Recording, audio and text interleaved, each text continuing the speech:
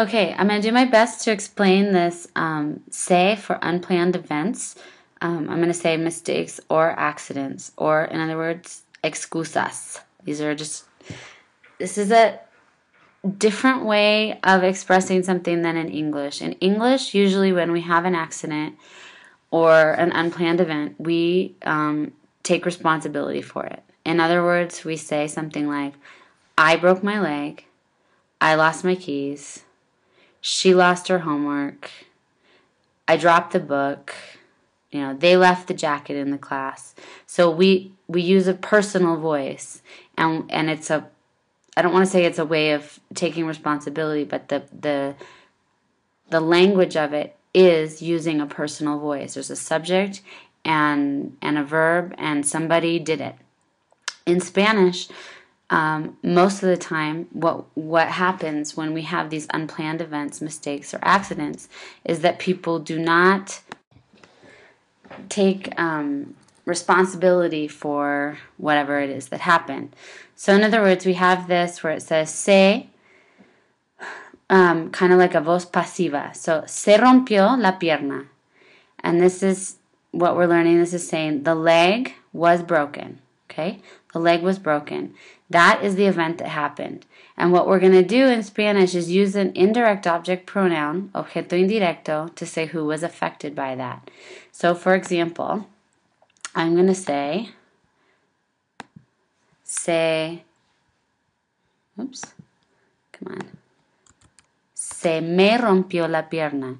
So the voz pasiva is the se rompió la pierna. That is what happened. Who did it happen to? It happened to me. Okay? So let's try. Se perdieron las llaves. The keys were lost. That's what happened. That's the accident. But notice that nobody's taking really responsibility for it. So here we're going to say, se le perdieron las llaves a Ana. The keys were lost. And who did it happen to? It happened to Ana. Se le perdieron las llaves. Se perdió la tarea. Okay? The homework was lost. So again, I'm going to say, se le perdió la tarea al niño. The homework was lost on the kid, basically. The homework was lost on the kid. That happened to him. Se cayó el libro a los estudiantes. Okay? So the book dropped, but who dropped it? The students did. So se les cayó el libro. It fell, and it happened to them. Se quedó la chaqueta en clase. So even though this kind of means that somebody left something in class, actually what you're saying here is the jacket stayed in class. This is the verb to stay, quedarse. The jacket stayed in class, okay? But this affected somebody. This happened to somebody. It doesn't really make sense to say al paciente. Let's say a ti. Se te quedó la chaqueta en clase. The jacket stayed in class, and it happened to you. In other words, you left the jacket in class, but you're not going to say, I left the jacket in class. You're going to say that it happened to you. Okay? Se olvidó la cita con el médico. This would make sense for it to happen to the paciente. Se le olvidó la cita. It was forgotten. The appointment was forgotten, and it was forgotten on him. It was forgotten to the patient. Se dañaron los pantalones. The pants were damaged. Who were they damaged on? Se nos dañaron los pantalones.